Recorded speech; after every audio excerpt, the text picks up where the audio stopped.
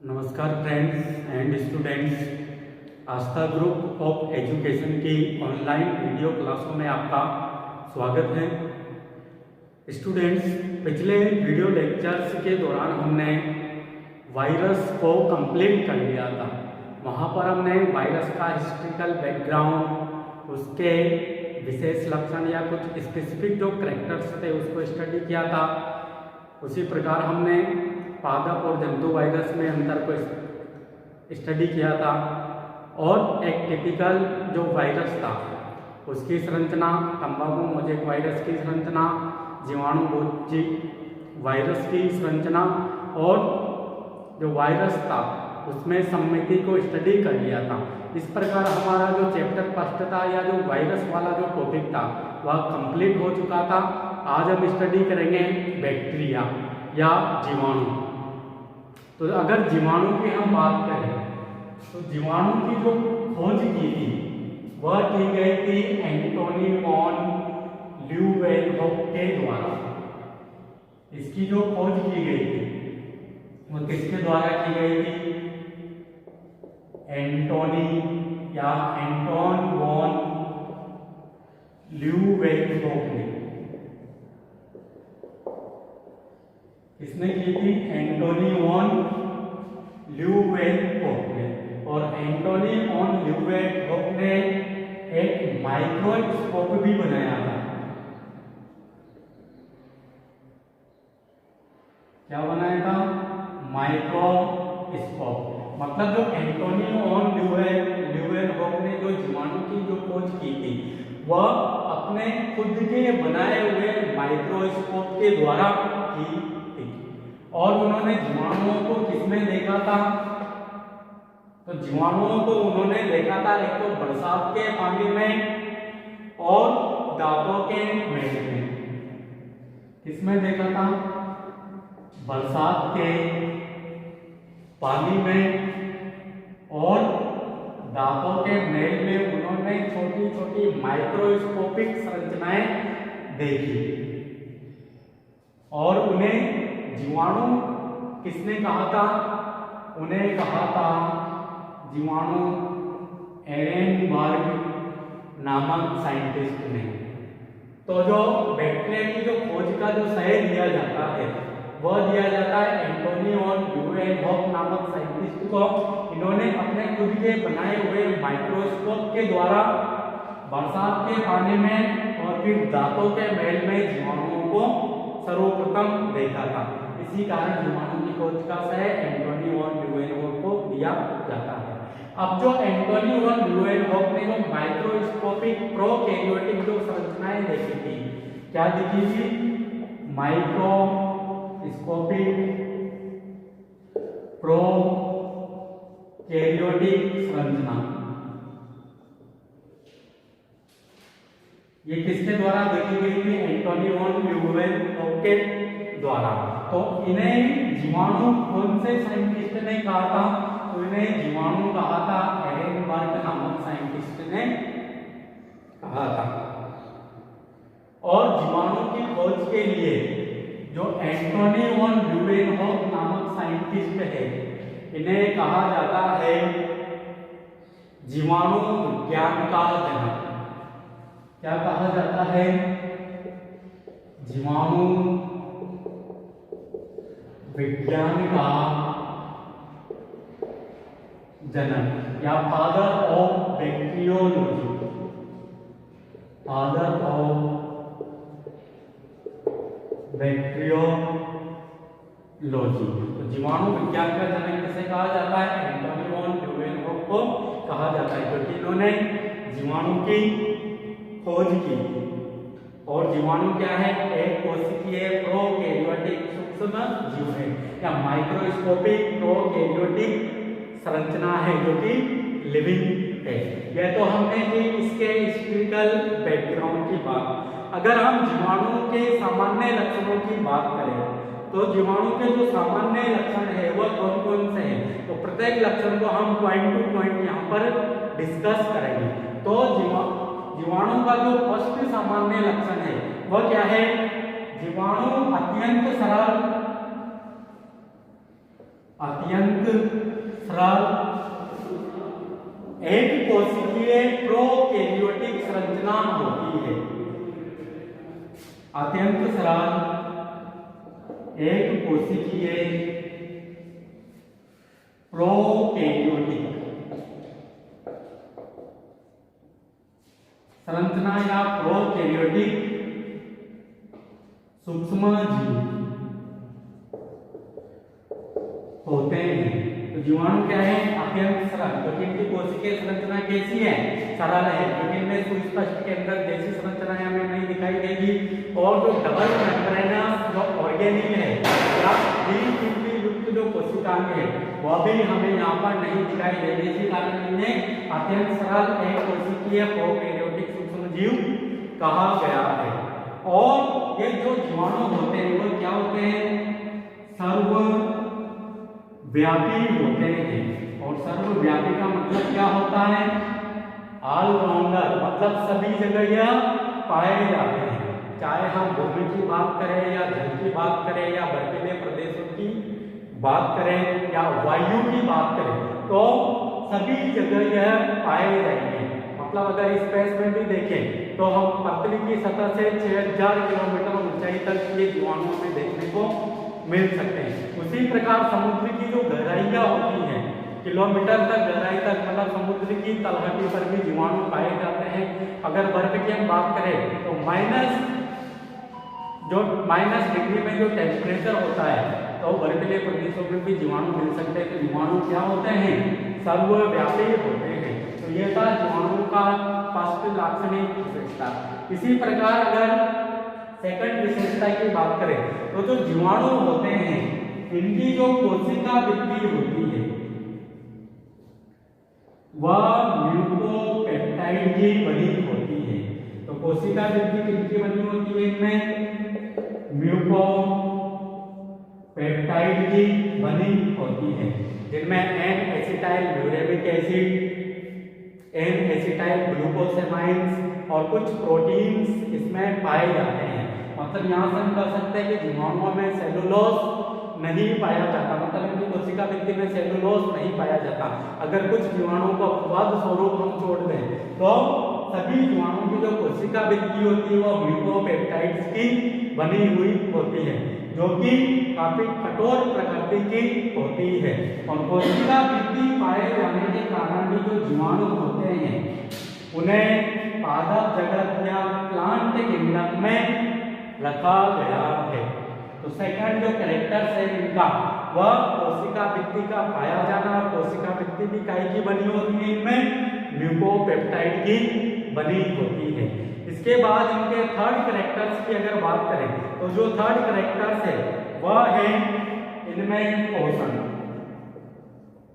तो अगर न्यूट्रिशन के आधार पर देखें तो जो जीवाणु होते हैं वह न्यूट्रिशन के आधार पर दो प्रकार के होते हैं। एक तो होते हैं स्वपोषी, मतलब ऑटोट्रोफिक, और एक होते हैं परपोषी, मतलब हेटेरोट्रोफिक। स्वपोषी कौन होंगे? जो अपना भोजन स्वयं बनाएंगे। और परपोषी कौन होंगे? जो कि दूसरे ऑर्गेनिज्म पर डिपेंड रहेंगे या दूसरे ऑर्गेनिज्म से भोजन प्राप्त करेंगे। तो स्वपोषी के अंतर्गत भी दो प्रकार के जीवाणु हैं। एक तो प्रकाश संश्लेषी स्वपोषी और एक है रसायन संश्लेषी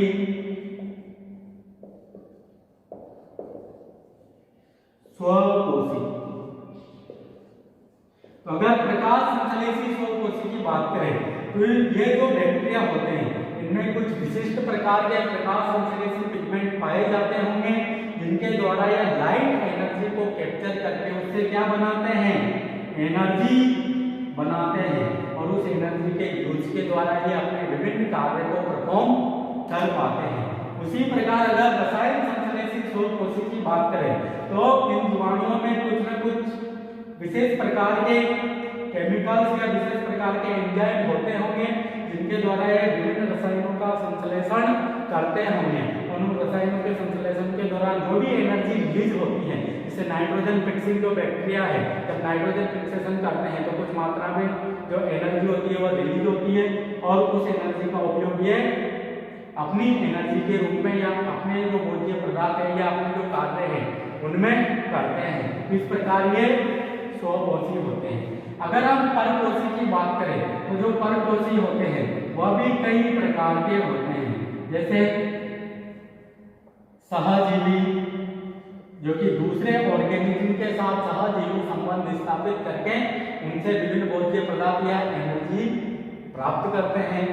अगर परजीवी की बात करें तो कुछ जीवाणु ऐसे भी होते हैं जो कि दूसरे ऑर्गेनिज्म को रोगग्रस्त कर देते हैं और उनसे ही अपना पोषण लेने का कार्य करते हैं, तो उन्हें क्या कहा जाता है? परजीवी कहा जाता है। उसी प्रकार अगर मृतोपजीवी की बात करें हम, तो मृतोपजीवी कौन होंगे? क्योंकि जो जीवाणु सड़े गले मृत कार्बनिक पदार्थों से पोषण लेने का कार्य करते हैं, उन्हें मृतोपजीवी कहते हैं।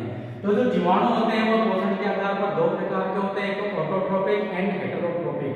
और ऑटोट्रोपिक और हेटेरोट्रोपिक को भी आगे कैटेगराइज किया गया है, तो इनको भी हम बाद में पढ़ेंगे जब जीवाणुओं में पोषण को हम डिटेल से स्टडी करेंगे। तो जो थर्ड कैरेक्टर है या थर्ड लाक्षणिक विशेषता है वो क्या है? इनमें पोषण को लेकर।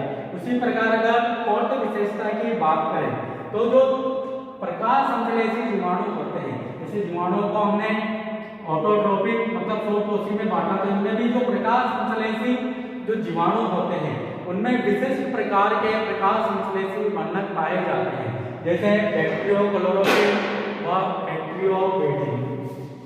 कौन कौन से? Bacteriochlorophyll and बैक्टीरियोफेजिन।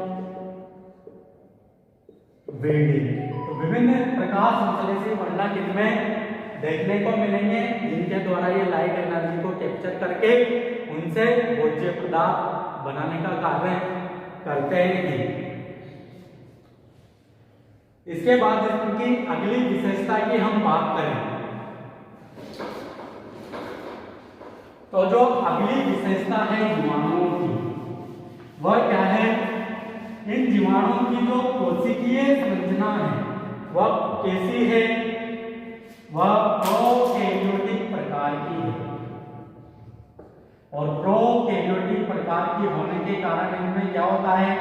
सुविकसित केंद्रक नहीं पाया जाता। कौन सा केंद्रक? सुविकसित केंद्रक नहीं पाया जाता या इनमें केंद्रक का अभाव होता है और साथ में ही केंद्रक झिल्ली और केंद्रिका न्यूक्लियोलस भी इनमें देखने को नहीं मिलेगी, क्योंकि इनकी संरचना कैसी है? प्रोकैरियोटिक माइक्रोस्कोपिक संरचना के हैं, इनमें सुविकसित केंद्रक नहीं पाया जाता या केंद्रक का इनमें अभाव होता है, तो केंद्रक झिल्ली और केंद्रिका भी इनमें देखने को नहीं मिलेगी। और साथ ही जो डबल मेम्ब्रेनस सेल ऑर्गेनेल्स है, मतलब झिल्ली युक्त कोशिकाएं, जैसे माइटोकॉन्ड्रिया की बात करें तो उसमें भी दो झिल्लियां पाई जाती है, एक तो आउटर मेम्ब्रेन, एक इनर मेम्ब्रेन। उसी प्रकार हरितलवक की बात करें और गोल्जी बॉडीज, एंडोप्लाज्मिक रेटिकुलम, ऐसे ही झिल्ली युक्त कोशिकाएं इनमें नहीं पाए जाते, क्योंकि कोशिकीय संरचना कैसी है? इनकी प्रोकैरियोटिक कोशिका है, परंतु इनमें केंद्रक के अलावा या केंद्रक के स्थान पर एक सग्रंथित संरचना पाई जाती है, जिसे क्या कहा जाता है?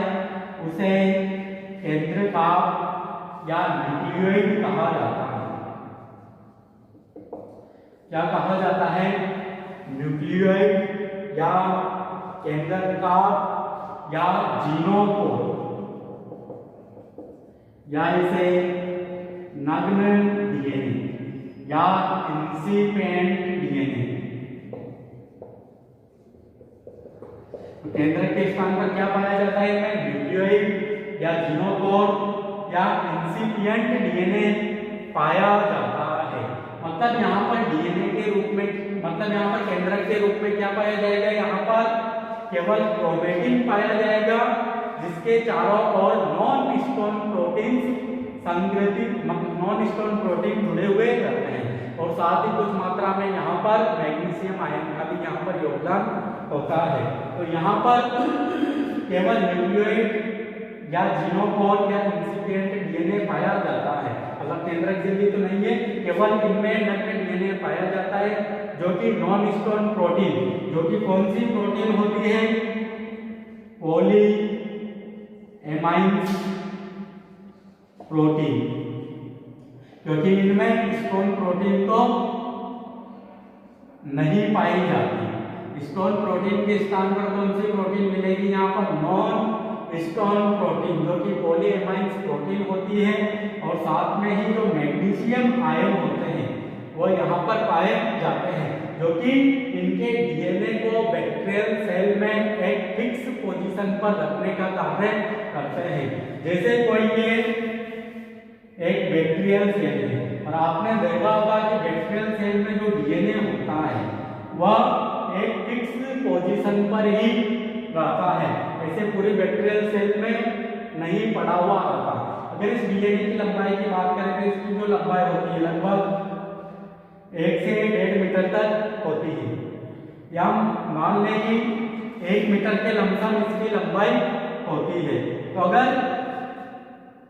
यहाँ पर अगर नॉन स्टोन प्रोटीन नहीं होती तो जो ये डीएनए है ये पूरी बैक्टीरियल सेल में ही फैला हुआ रहता और बैक्टीरियल सेल में कोई भी स्पेस नहीं बचता अपनी विभिन्न जैव रासायनिक क्रियाओं को करने के लिए। तो इस डीएनए को एक फिक्स पोजीशन पर रखने का कार्य कौन सी प्रोटीन करती है, यहाँ पर पॉली एमाइंस प्रोटीन करती है, जो कि नॉन स्टोन प्रोटीन होती है। और कुछ मात्रा में मैग्नीशियम और सोडियम आयन भी यहाँ पर अपना योगदान देते हैं, जो कि बैक्टीरियल क्रोमोसोम्स को या बैक्टीरियल जो क्रोमेटिन पदार्थ होता है उसको यहाँ पर एक जगह बनाए रखने में हेल्प करते हैं। इसके बाद इसकी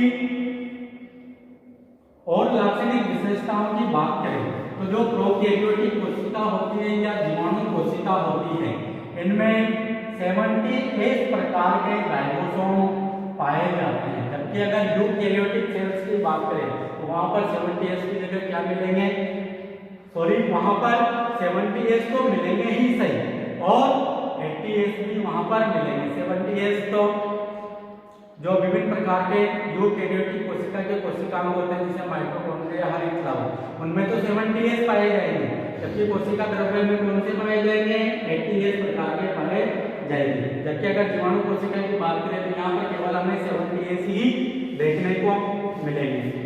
इसके बाद इसकी और विशेषता की बात करें तो जो जीवाणु कोशिका होती है, जीवाणु कोशिका में क्या होती है, एक तो कोशिका वृत्ति होती है और कोशिका झिल्ली होती है।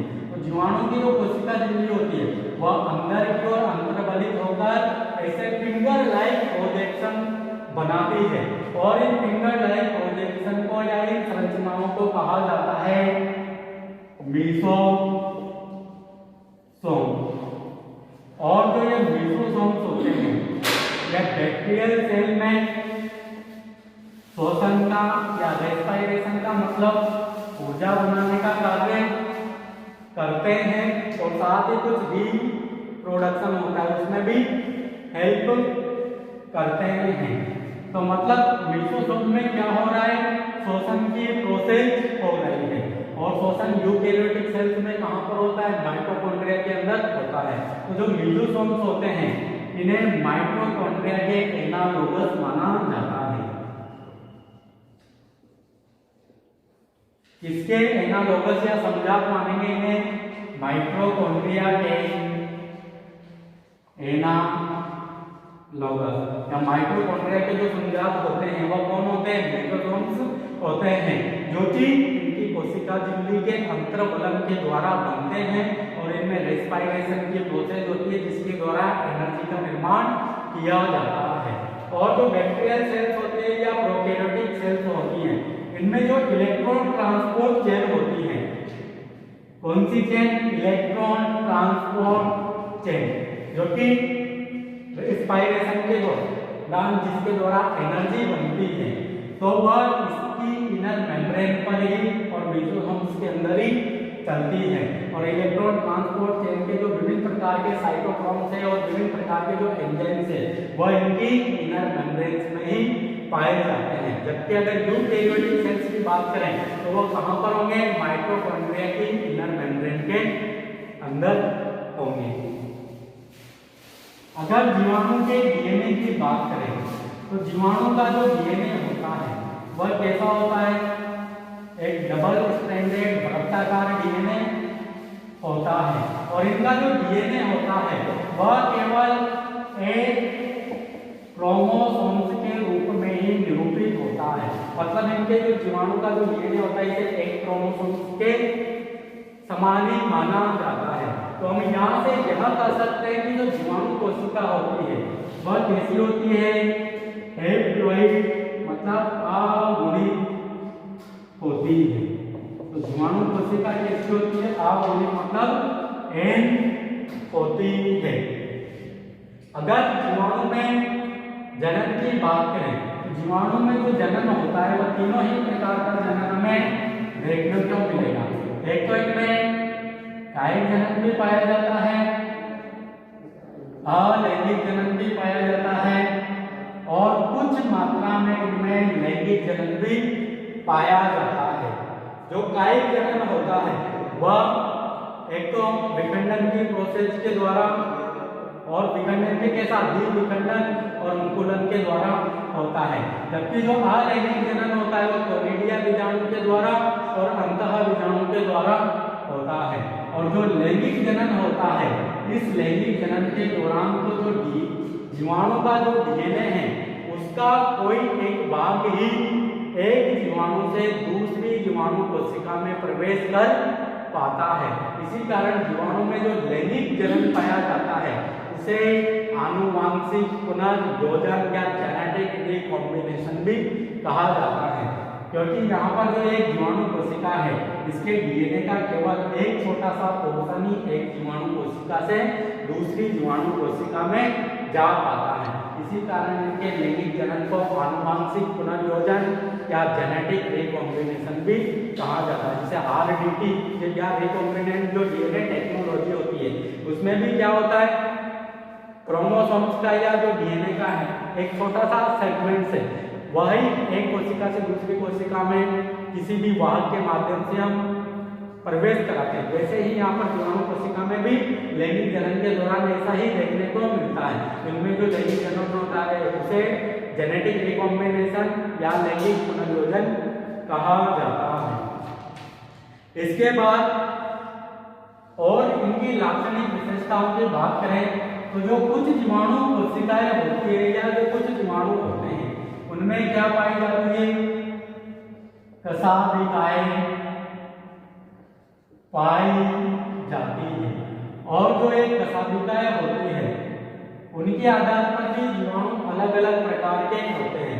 जैसे किसी जीवाणु में केवल एक ही कशाभिका पाई जाती है, किसी जीवाणु में एक सिरे पर कशाभिकाओं का गुच्छा पाया जाता है, किसी जीवाणु में दोनों सिरे पर कशाभिकाओं का गुच्छा देखने को मिल सकता है, किसी जीवाणुओं में उसकी कोशिका भित्ति के चारों ओर क्या देखने को मिलती है? कशाभिकाएं देखने को मिल सकती है। तो जो जीवाणु में जो कशाभिकाएं पाई जाती है वह भी अलग अलग प्रकार से या अलग अलग जीवाणु में अलग अलग प्रकार से व्यवस्थित होती है। और इन कशाभिकाओं का कार्य क्या है? जीवाणुओं के गमन में ये कशाभिकाएं इंपॉर्टेंट होती है। मतलब जो जीवाणु गमन करते हैं किसी भी वाटर बॉडी में या किसी भी स्थल पर तो वह इन कशाभिकाओं के माध्यम से ही गमन करते हैं। तो ये जीवाणु की कुछ लाक्षणिक विशेषताएं थी, इनके बारे में हमने बात की। अब हम अगले वीडियो लेक्चर के दौरान जीवाणु कोशिका की जो माइक्रोस्कोपिक या इलेक्ट्रॉन माइक्रोस्कोपिक जो संरचना है उसको हम डिस्कस करेंगे। वहाँ पर जीवाणु कोशिका का हम डायग्राम बनाएंगे और उसमें जो कोशिका भित्ति है, अवकंक जो लेयर है या जो स्लाइम लेयर है या कैप्सूल है, उसके बाद कोशिका में जितने भी जो संरचनाएं पाई जा रही हैं उनका हम काफी डिटेल रूप से अध्ययन करेंगे। तो आज के लिए इतना ही काफी है।